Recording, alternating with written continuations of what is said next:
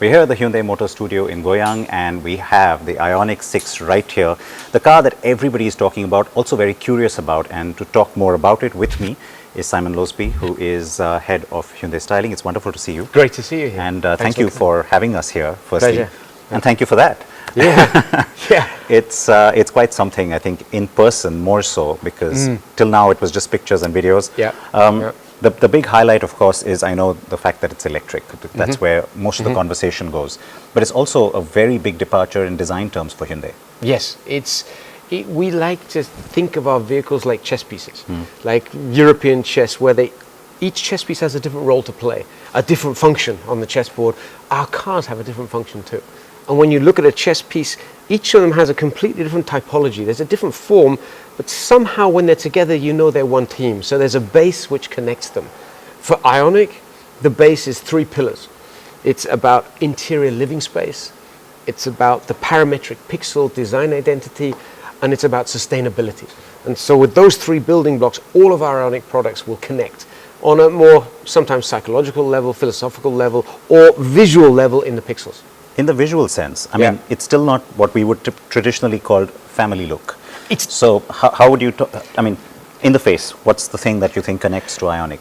Pixels.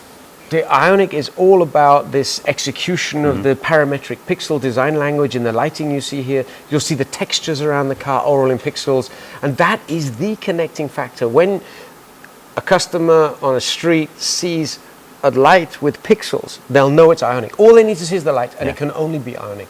And that's the identifier. It's a little bit like a spice in a dish. That spice connects, you taste it, you know it's Indian food. It's a signature. Yeah. It's a signature. And so that was the main 3 building blocks. The pixel is the visual building block. But the main push on IONIQ 6 compared to IONIQ 5 being the CUV, spacious family car, this car is all about efficiency, emotional efficiency. So creating an emotional form which functions to give better range. So the result of our work together with the aerodynamicists, creating this unique single curve profile is a drag coefficient of 0.21, the best figure we've ever achieved. And that, coupled with improved battery electronics, gives us a range of 614 kilometers, which compares to 507 for IONIQ 5. And that's a significant difference. It's a big difference, a big step. Despite being the same platform. Now, EGMP is really, obviously really modular and really flexible from that point of view. It always was meant to be that. It also gives you the advantage of pushing the wheels out, really maximizing the wheelbase. Talk us through that, because in terms of the, I get that it helps in terms of the swoop of the aerodynamics, but in terms of performance, the more dynamic performance that you also want from a car like this. How does the long wheelbase play into that? Well, I can't answer all engineering questions. Not from that perspective. But from a long wheelbase in proportion, if we're going to get design right, the first thing, the top of the pile is getting good proportion. So the side view proportion here, stretching the cabin, getting the wheelbase actually longer than was originally planned. So as we went to the selection presentation, the paperwork was written at 2.9 meters, and we came with 3 models 2.95 meters. We simply needed that 50 millimeters to stretch the cabin, to stretch the elegance of the car and give it that extra length feeling. Fortunately, the company agreed. We got in a bit of trouble, but we as always, as design, we say, why not? And so that was one of the key proportion elements to stretch out the wheelbase. It's got quite a wide track in this car from IONIQ 5. And then the challenge for us is really about getting the height right. So working with our engineers, we've got the battery pack from the platform which is defined, but the slimmest insulation, the slimmest carpet, the slimmest seat design. I think the seat design is 30% slimmer than any seat we've done before. The slim headlining, really to give interior space, but still have this beautiful streamlined silhouette. And that's the key attribute, that single curve. And then when it all starts working, we sort of attached ourselves to the movement, the design movement of streamlining. And streamlining comes actually from the 20s and 30s, where plane engineers started understanding aerodynamics and technology and started wanting to build cars. And so you get the stout Scarab, the Phantom Corsair, leading up to the Saab 94, all of these sort of streamlined cars. Don't forget there are streamlined products, streamlined trains and planes. And look at nature. look at the streamlining on a Dolphin, look at the streamlining in the Peregrine Falcon, the fastest creature on Earth. If you look at the side view of Peregrine Falcon, here we go. It's like that. Yeah. It's like that. It works in nature, it works with us here. And so that was our fundamental architecture. So the proportion, then the architecture. Only after that do we do the style. Yeah, and that's those things right. Yeah, get those fundamentals right, and it's going to be okay. And that's what works so well, and working together with engineers, getting a good stance, the purity, the simplicity of the section, the flush door handles. Flushness is very important to us in terms of aerodynamic efficiency and perceived quality, perceived premium. But it's actually a very approachable price, a reachable price. And that's one of the big sort of challenges we had, but we're so super happy with the level we've arrived at. If you want to make something look slim, stretch it out. and stretch it lengthwise by using lines in that way. So the main belt line you have here, which goes from inside the headlamp at the front all the way through to the back of the tail lamp, breaks up the height of the car. Move down, supple sculptural body going from light shade to dark to light. The highlights will break up the height. The bone line here, and finally the cladding package in a contrast color deliberately. All of these things sort of cut the height, slim it down. It's still 1.5 meters high. But when you see it in images, you see it on the street, it feels like a sporty low car. But you sit in the front, you have this much headroom. And in the back, we have a lot of headroom too. And that was a wonderful challenge for us to make sure with this stretched cabin, we got the length down and the visual weight down. And yeah, I mean, lots of people ask me about the door shut lines and having the door shut here, and why couldn't we have a frameless door? Frameless is beautiful. We love it as designers. It's expensive. And when we do that, we then have to lift the glass up this high, and that gives us a negative. Also, when we bring the shut line down through the detail execution, we would need to pull the whole cabin forwards, and we wanted to sit it back and give a more premium feeling to the car. So all of those little points add up around the car to give us the look and the sort of the money shot side view of IONIQ 6. Yeah, money shot's the right way to put it. The two tones, therefore, very essential. I mean, that has to be, regardless of the body color, there'll always be a two-tone. There's always a two-tone. We have two different cladding colors. For dark cars, we have the light cladding. For light cars, we have the dark cladding. Yeah. So it gives us that breakup and gives us a uniqueness. Gone are the days of just matte black cladding. It's got a value. And the dark cladding on this is actually made from recycled tire pigment.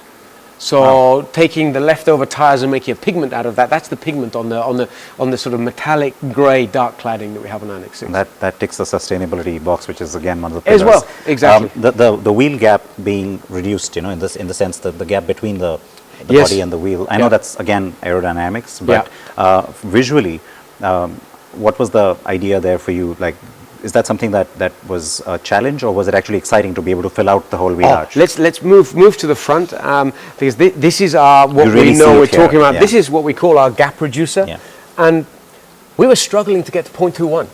We wanted to get to 0.21. That was our dream. Actually, I had a T-shirt made that said 0.1x at the beginning of the project, but that was the goal and the challenge. We were discussing this area, and we know that anything flush is typically cleaner, has less turbulence. And so we had the discussion, well, we need the clearance here. But actually here we don't need that because the wheel goes up and down. What happens if we close the gap? So we designed this with our aero team. Then we sent it off for testing. You should have seen us waiting for the results. So, and did it work? Did it work?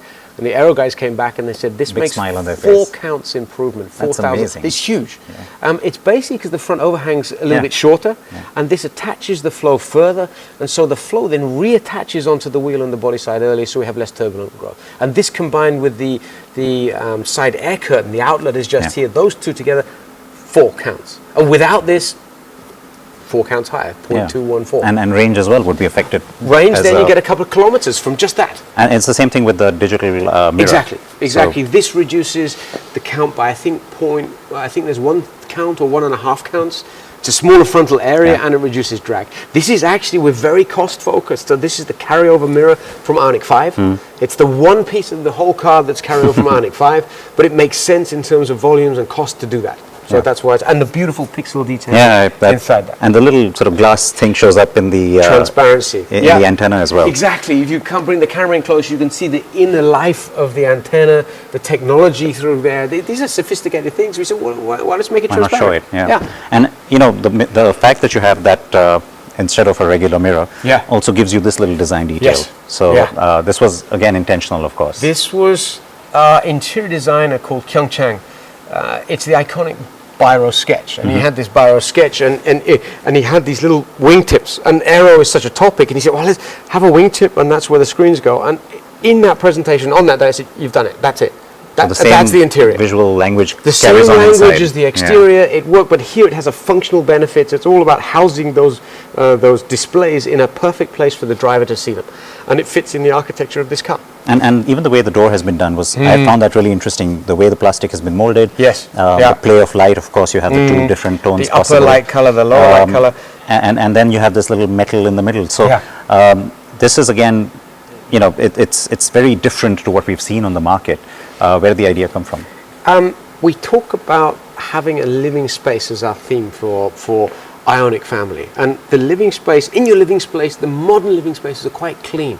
So we're trying to reduce clutter, reduce those pieces everywhere. So we migrated a lot of the switches to the center console, and then we worked on lighting to give that ambience. And here you can see the pink and the purple. That lighting is like the lighting of Seoul.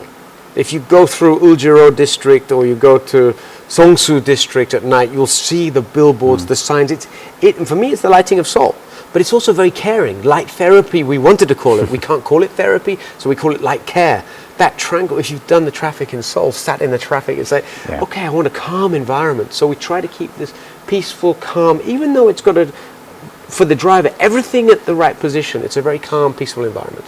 And we call it our sort of mindful cocoon. And that is because every material you touch and see has a sustainable story attached to it. It's a sustainable resource, it's upcycled or recycled materials, or in the leather instance, it's treated in a very sustainable way. Yeah. You know, what's interesting is that the whole topic of wellness and well-being has really started to come front and center for the automobile sector. So that fits in with what you just said. But at the same time, there are very obvious sporty kind of elements. You know, the steering wheel, the pedals. So is that sort of for the guys who want that, they have that too? Yeah, but I mean, this car is the more emotional, well, for want of a better description, call it a more sporty looking car. And that we wanted to get a bit of that feeling, a bit of that character into this. The steering wheel is actually carryover from IONIQ 5. On the interior, it's the only carryover piece you see. But it does give that sort of bit of driver orientation because, this is a very dynamic object. And it visually looks dynamic, and we wanted to echo that in the interior space. It's funny because I didn't think that was actually the same steering wheel. So it still kind of works, feels right? new in here. Yeah. What's also nice before we move on, pretty much every manufacturer in the world has their brand logo in the middle of the steering wheel. And we had that discussion, well, why? If I sit in my living room, do I have brand logos everywhere? Well, no. And so instead of that, we have 4-pixel LED lights which are illuminated, which show us when we get in the charging level of the car. And then when we use the voice control, they activate and work with us, and they communicate to us. And so it's a really nice touch that actually 4 dots in Morse code is the letter H as well. So either we got lucky or somebody was thinking, you know, but it really works. That's really nice. I'm going to definitely remember that. Go. At the back, of course, I think the remarkable thing for me when I first saw it was just the sense of space you get. You don't expect that really at the back of a car like this. I know the battery and the fact that it's electric has a lot to do with it. But you mentioned the seats are 30% slimmer, so that gives you a lot more space as well. Gives you knee room as well. We extended the wheelbase, which gives us more space, and we were very careful with the stack up of dimensions through from the floor up to the roof here to get the interior headroom as well. We had considered having a hatch. Rather than just a trunk lid, but as soon as we move the shut line to here, we have a hinge point here, and your headroom disappears. So we have to make those trade-offs. We have to make those balances, and that was the balance we thought was worth doing to get a good interior space. All right, and you know, the use of colors and materials, a lot of it has to do with what's trending as well, I understand, but a lot of it is also to show a direction that you're going in. So what was the color palette idea for the inside? It was, well, for inside and outside. For inside, accent colors, really nice accent color. People often don't want to buy a really bold, bright interior because of resale value, but when the accent colors are understated and subtle, then we have a nice combination, and then you can accent it all with the lighting. So we have cyberpunk lighting, we have quite a neutral package of a light interior and a dark interior, but the lighting then gives you the color, and you can turn that off or change it to whatever you like. And so our interior designers with the color team created this beautiful environment here, which is at once sporty or elegant or calm, whichever way you want to play it. And the lighting in the doors, actually, I was driving a prototype the other day, and I thought, wow, the lighting's gone wrong, because it started flashing red and then it stopped. I said, okay, they carried on driving, and then it happened again. I thought, is this a problem? Then I realized I was approaching a speed camera and I was driving over the speed limit. And it's programmed to let me know with that sort of, rather than a sound, a visual warning that, well, you're going too fast. Fantastic. Just little touches of user support, user experience for the user's lifestyle that probably saved me a few points. Yeah, and it's intuitive too. And it's intuitive too. You just feel it. Yeah. At the back, the word Pixel straight away sort of shouts at you, because it's very obviously integrated. Yes. And yet it also creates a wonderful visual language, or a very, you look at this car and you're going to know what it is straight away. It's memorable. What we like to do is we love somebody to walk away and say it's the car that did this, or the car that looked like that.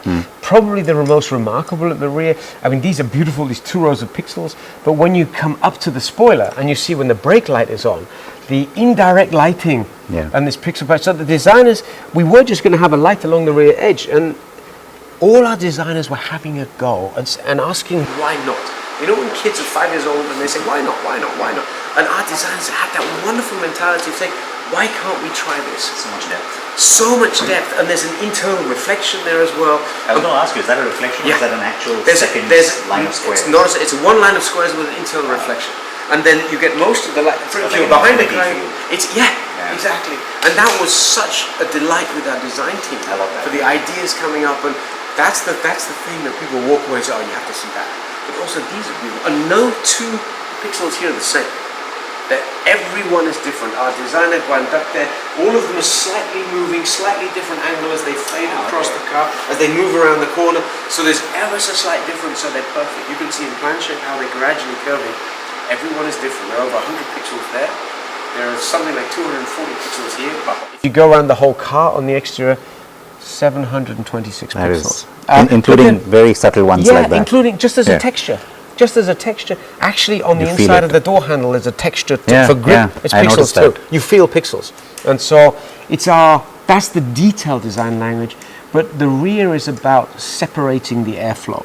The fundamental architecture of the boat tailing of the cabin, the boat tailing of the overall car, closes the airflow, but then we need to separate it in the right place. Yeah, you want to curve in, but we can't extend the wheelbase so far because we can't do a full boat tail. We can't do a full boat tail simply. There's no parking space for that, or our manufacturing segments aren't long enough. So we have then a separation edge for the aeroflow. These little details you see on the edge here, those are our separation points. Along the lower is a separation point. So we make as small as possible separation area at the back of the car. All of those count. This is one count in aerodynamics. I think there was something like 20 counts in the rear spoiler. Brings us huge amount. We would love to have a rise and fall spoiler, but we have to look at cost. We have to look at weight, and so we want to find the right balance. So we had a fixed practicality, and we have then a nod to the Prophecy show car with these vertical reflectors and backup lights in this sort of vertical element, much like a diffuser, but actually these are protectors for the lens over the reflector and the backup light. So they're protectors rather than aero elements. And yet they look very, very nice. And it works. It just fits there and it works. And I was following one on the motorway on the way down to Nanyang yesterday, and I didn't know it was IONIQ 6. I saw a car up front and I just saw the cabin and the shoulder. I thought, well, what is that? And then he was going into the tunnel and he braked. And boom! It's IONIQ 6. And I got close and it was a white IONIQ 6 driving down to Nanyang. Well, can't wait to see them on the road now. I know that happens for us tomorrow when we drive it. So yes, hope you enjoy that. Itching to drive it. One last thing that I want to talk to you about. When the pictures first came out, the first shots, and people said this is what the IONIQ 6 is going to look like. On social media, we started getting people saying, "Oh, is this like an electric answer to the 911? What is this? I mean, is this supposed to be a sports car?" And then, more details emerged and people said, oh, wait a minute, it's a GT. And then they said, no, it's like it's a Taycan or a Panamera. What that does, of course, is it creates conversation and it shows how excited people are by it. But how would you describe it? What is it that fits the best description of what this car is? If you want to say, it's the modern day Streamliner. We've joined a design movement of streamlining, and now is the time where the technology and the need is there, and we've projected that design movement into the future, and this is our Streamliner. What's really interesting is that, typically when you're going for a very specific target, like in this case, efficiency, the result isn't always pretty. But in this case, it's actually helped make it prettier. Yes, if I can say that. It's given a functional aspect to it. So a customer, often people say, well, why'd you buy that car? Oh, there is storytelling all around this car about why it's like that. And the aerodynamicists on the project with us, they had really simple views. We don't want to change the design. We just want to make it better. We want to make it work better. And that was fun. I mean, I studied engineering before I studied design, and working with our fantastic aero team, just refining it. I knew in the first phase when we got the basic architecture right and we were getting down to 0.24, before we got into detail, we were going to get to 0.21. And so that was still a challenge. It still wasn't easy, but we were going to get there somehow. But those little ideas that came and found the extra last counts, it was a joy to see the results coming up. And it happened in a relatively short time too. I mean, you must have really burnt a lot of midnight oil here. Well, we are design team, and we have to stop them working. We say, slow down, please, go home a lot of the time. But if I go back to April 2019, we had a blank sheet of paper. That was literally just 6 months pre-pandemic. We had nothing. That was the briefing of a block of 30 bits of paper visualizing efficiency. And that was where we started, with the design leadership from Namyang, design leadership from Frankfurt Studio, from LA Studio. That was our briefing, and we created 3 efficient design models out of that. IONIQ 6, this shape is the one that was chosen. Then we did Prophecy show car, and Prophecy gave us even more confidence that it was right. But it's still, I'm still impressed with our leadership. Our chairman driving forwards to innovate and do something new and really have confidence in something different. And that was a challenge, because often in companies we look back at the previous model and we make the new one 3% better. There's no previous model. And this is something else. It's almost unmeasurable compared to something else. And that was the excitement and nervous. But then we launched the pre-sales in Korea and opened up so customers could pre-order. And we had 37,500 in the first day. Went through the roof. And I hear from Europe very positive signs as well. Let's see, but the problem is I just can't get one now. I have to order one, it takes too long to arrive. We're still waiting for the IONIQ 5 to launch in India, which should happen soon now, I'm told, by about January. So hopefully this soon after that. Favorite color for you? There's a very interesting palette you've got on this. The palette, the colors are almost undescribable, because they're changing and flipping between different feelings. This green, people think it's gray, then they see it and it's green. I love the IONIQ brand color, which is gravity gold matte, which is, you think it's silver until you see it next to a silver car. It's actually a very warm tint to it. We have a fantastic turquoise, which is almost like a flat turquoise. I'd love to see that with black wheels. It would look fantastic. And so we have a really nice military gray. And probably the most outstanding in some respect is the very, very, very dark purple. So it's black and you think it's black, and then it turns to purple in the sunlight on the main core lines. And so you don't quite know how to describe the color. And that's where our color team, Gianna Kloster and team, have done just a great job on creating this very sophisticated palette of colors. You just did the thing that people do with, you ask them which is their favorite child and they can't pick one. I can't pick one. So you just if I were ordering, I would love to have that turquoise with black wheels. That sounds very expressive. Can't wait to see it. There we go. Can't wait to drive it. Thank you for the time. Great. And thanks for taking us through the entire story as well. Appreciate it. My pleasure. Thanks a lot.